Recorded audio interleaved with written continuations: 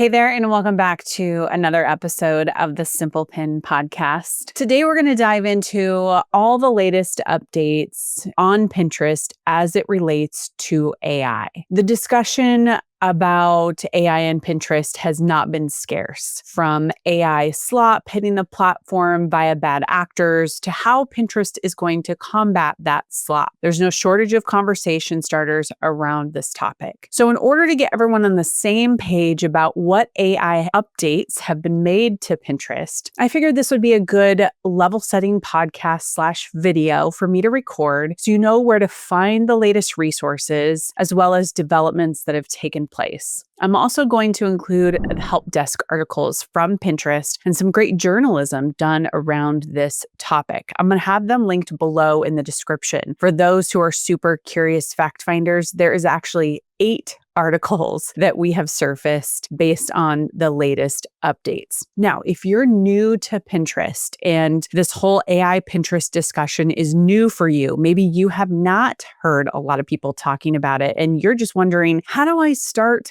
getting my pins onto Pinterest? This is a great place to start. I want you to go watch our free 4-part video series for those who are brand new to Pinterest. Think of it like a Pinterest 101 series. It's totally free. Just simply go to simplepinmedia.com/start and you'll sign up, and after you sign up, you'll immediately be added to a page where you can view those videos. Don't forget to confirm your email to go back to your inbox so you can get our emails that will accompany those videos and give you some tips. It's kind of like you can binge your Pinterest 101 series all right there. Don't feel like you need to understand all of Pinterest right away, and AI and what I'm going to talk about can sometimes feel really confusing. All that said, you can go ahead and dive into the Start series first, and then you can come back and listen to this episode. So for those who are super curious about all the latest updates with AI and Pinterest, we're going to go through them as well as our reader and listener feedback. We have a dedicated email for both customer service and questions that people want to send us.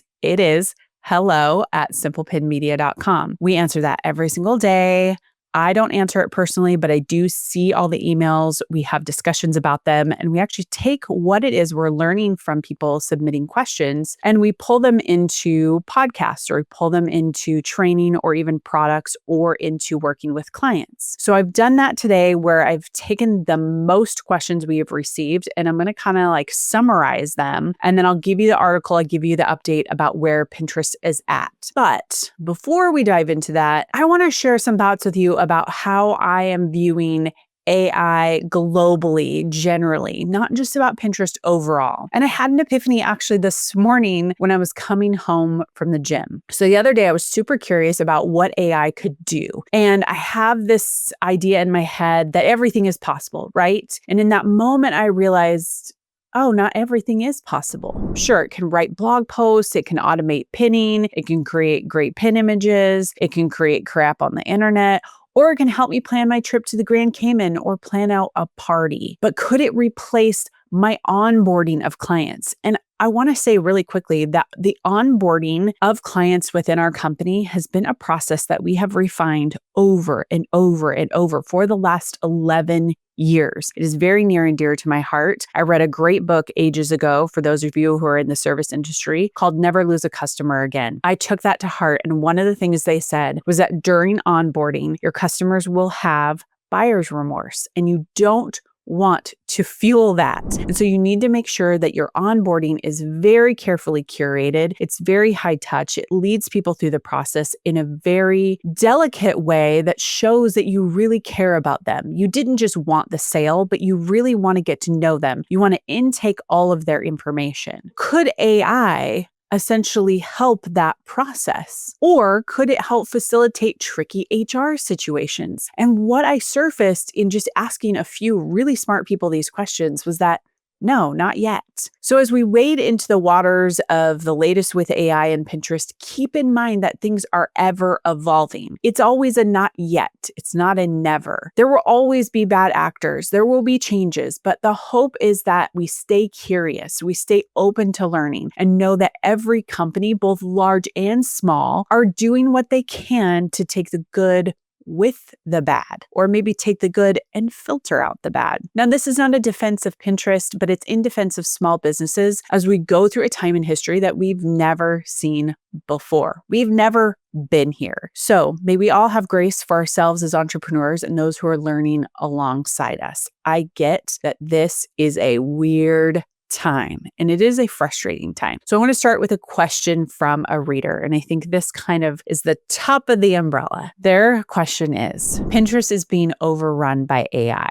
It is awful. Is anyone at Pinterest doing anything to filter this garbage out? This probably sums up what many of you have already asked in your mind previous to this podcast episode. And the short answer is it's all about the pinner experience. So if a bad experience is happening, then yes. So I want to break down in detail for you what I've observed and what I've seen. As a reminder, I don't speak for Pinterest. Yes, I am on the educator team right now as an educator, helping to break down concepts and ideas that make them easier for people to learn. But I am not a spokesperson, but I am an observer as to what I see in the conversations I see happening. And they very much care about the pinner experience. So I want to make sure I'm super clear on that. Also, if you haven't listened to my podcast about how I view AI content on Pinterest, I have a link below for that too. So I highly suggest you go listen to my thoughts there. I'm not going to recap them here, but updates on a high level here are going to help you see what Pinterest is doing. There are 4 things right now, as of the recording of this podcast. We have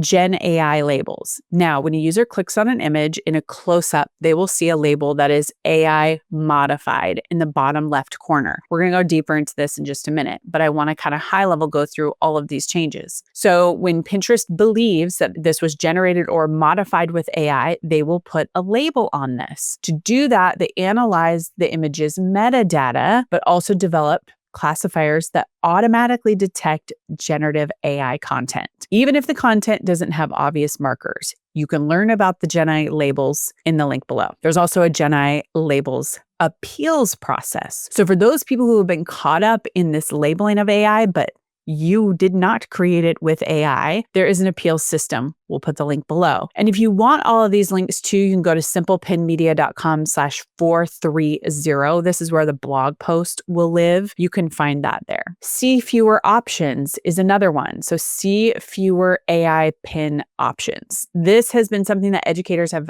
really wanted for a long time. They're going to launch this experiment soon. This will allow users to see fewer options that are generative AI for certain categories prone to AI modifications, such as beauty and art, that sends a signal to their system to recommend less of that type of content. They plan to continue expanding in more areas over the coming months. So just a note there, the see fewer AI pins option as the time of recording, the end of May, that's not been released yet. Pinterest Canvas data training opt-out. So AI models get better and better over time through research and real world learning. And so when you save or upload content to Pinterest, they may use it to improve the accuracy, safety, and overall performance of Pinterest Canvas. However, they have launched a way for people to opt out of this at any time. And those who are under the age of 18, they're automatically opted out of this setting. So those are the high level 4 recent changes we have seen Pinterest say that they're making, and I'm going to break them down. So first, let's start with the Pinterest Canvas. I always get it confused with Canva because we use that all the time too. And what's training its AI model. Besides the obvious images and videos shared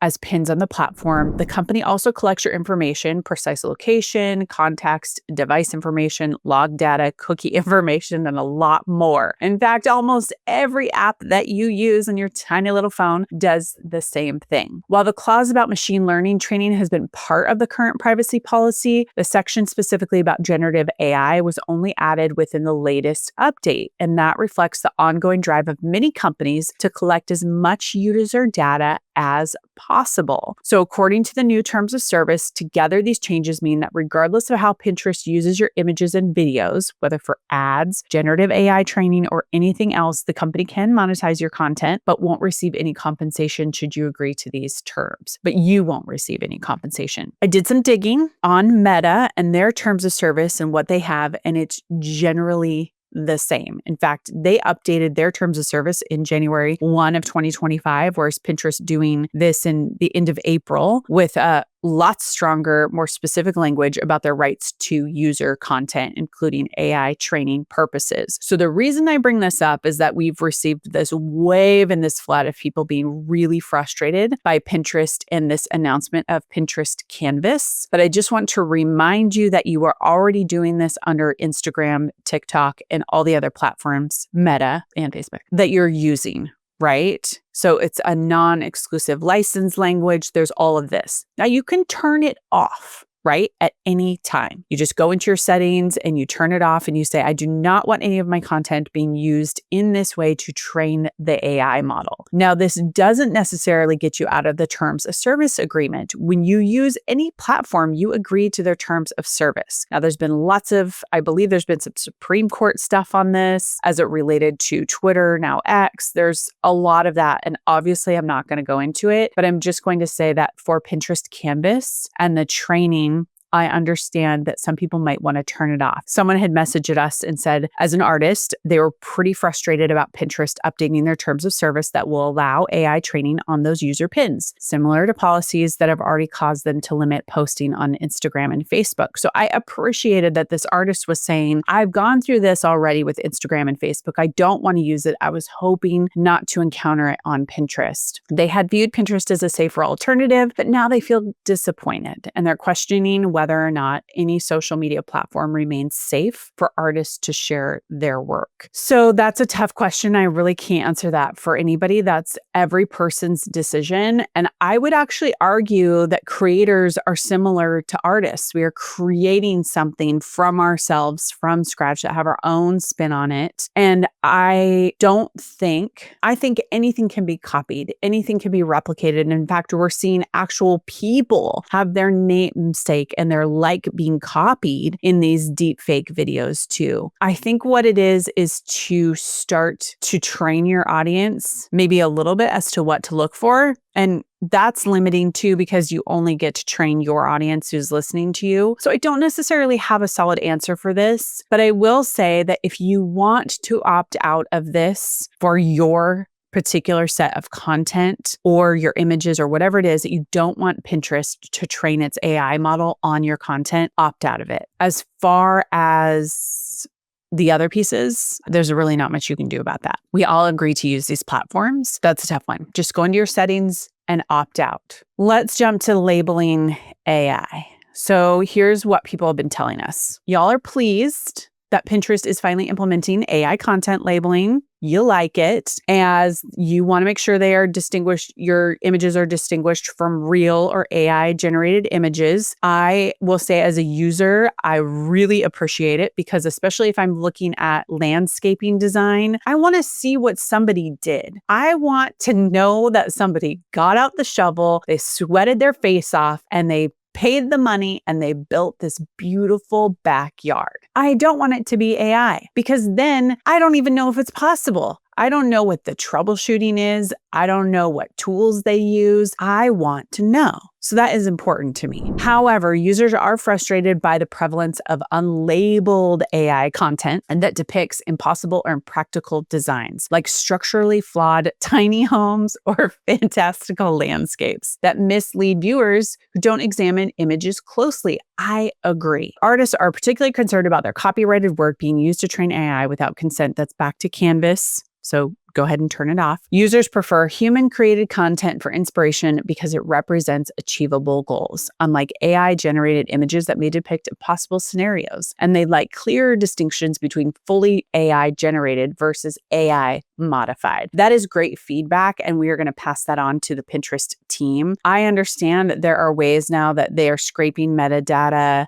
that they are able to produce images that get around these AI filters. I think that's what I talked about a little bit in the beginning, is that this is ever evolving. It is ever changing. And I think as we lean into baby steps of this, we're going to get smarter and smarter and smarter as to not only from a user perspective, how to distinguish it, but also I would say from a algorithm perspective as well. So then that leads to the user experience of filtering out the garbage of the see fewer AI pins options. So Pinterest has said, as a reminder, they will soon launch an experiment allowing users to select see fewer pins that are generative AI. for certain categories that are prone to modification, beauty and art. I just recently had my makeup done for a photo shoot, and I was talking with a woman about what she's seen. And I said, are you still getting people coming in, bringing you Instagram photos of these amazing photos? And I'm going to pause here, like put a pin in that. In the olden days, right? Like 20 years ago, or even 15 years ago, the conversation was about photoshopping. It was about photoshopping images and they weren't realistic. So technically we're on the same playing field of AI images of people that are not realistic. And that's what she said. She goes, I no longer see those Instagram images where it's heavily filtered or doctored. Now it's just straight up AI. There's literally no way I can make someone's skin look like that. It is physically impossible. So having this option to filter out those AI images, especially within beauty and art, will be so helpful. I don't know what it's going to look like just because they're going to launch an experiment soon, but I think that's going to be so great for users who want authentic content. I'm really excited about this change and I'm looking forward to it. I think it'll also be, I plan to do some education here around it when it comes out, but I think for those in the beauty and the artist space, it would be great if you have a high Pinterest audience to educate them about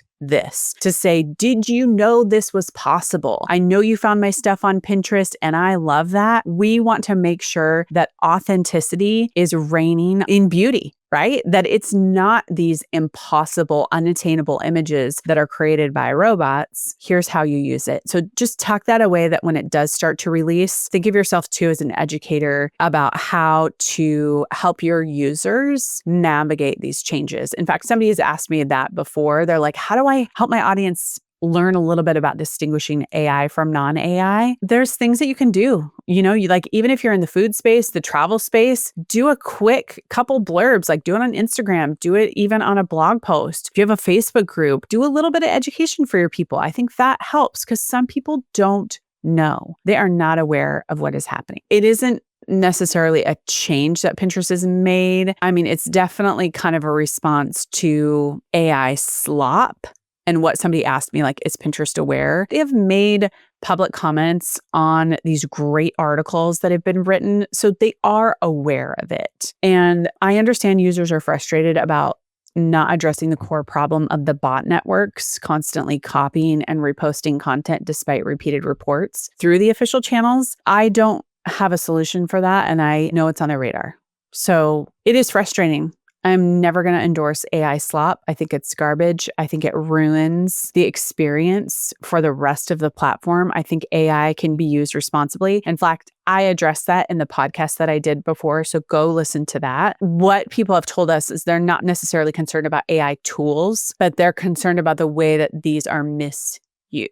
And I think everybody is on the same page about this being a problem. We haven't heard yet what Pinterest is going to do, but I think these steps that I've just outlined above are getting us closer and closer to a great solution. Now, I pulled some statements from the Q1 2025 earnings call and what Pinterest said about AI during that call to get kind of an understanding about how they see it. Because I don't think it's always just the negative. We have to be on the defensive, but I think there's some offensive stuff, some good things that they're leaning into. And I think that has to be a little bit of a takeaway for all of our businesses. There has to be the good with the bad when it comes to AI. So here's kind of a summary of things that they said. Pinterest positions AI as a core competitive advantage that has delivered their best product market fit in years by personalizing user experience and providing advertisers with early consumer trend insights. They are heavily investing in AI models that combine image and text data for visual search, claiming the proprietary model that they have is 30% more effective at identifying relative content than the leading alternatives. That's pretty good because that goes back to the pinner experience. How do we make sure this is really relevant content to what the pinner wants? AI is driving significant improvements in ad performance. There is Performance Plus. I have also done a podcast on this. If you're interested in ads and you want to do Performance Plus, it's their new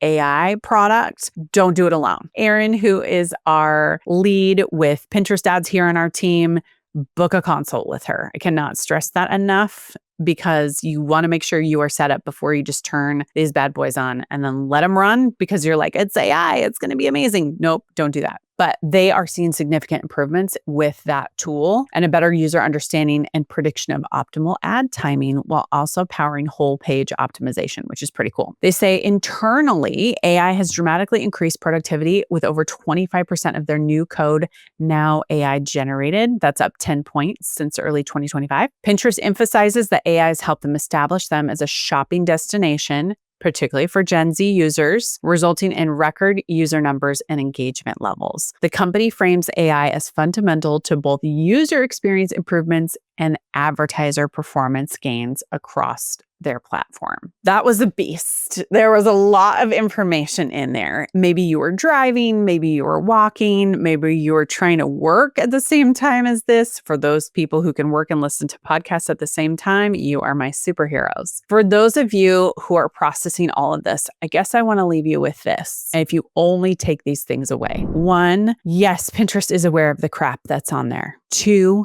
they are working to make it the best pinner experience. And when it's a good pinner experience, it's a good business experience. And you cannot have a good business experience without a good pinner experience. That has to come first. And so AI modified labels, Pinterest Canvas, all of these things serve to make that really good so that you as a creator, you as a merchant, you as a seller on Pinterest, you can do great things to get to this end audience, right? But I also understand this is happening not just on Pinterest, but it's happening on Google. It's happening everywhere. And it can feel like the walls are coming in on a business model that you might have had for years. I have been in this industry of blogging for 15 years. There has been a lot that has changed, and it feels like it is just revving up even faster. So I empathize with those of us who have done things a certain way, and that is just being turned on its side. Get curious, ask questions, lean in. I really believe that's the way we're going to navigate through this, and keep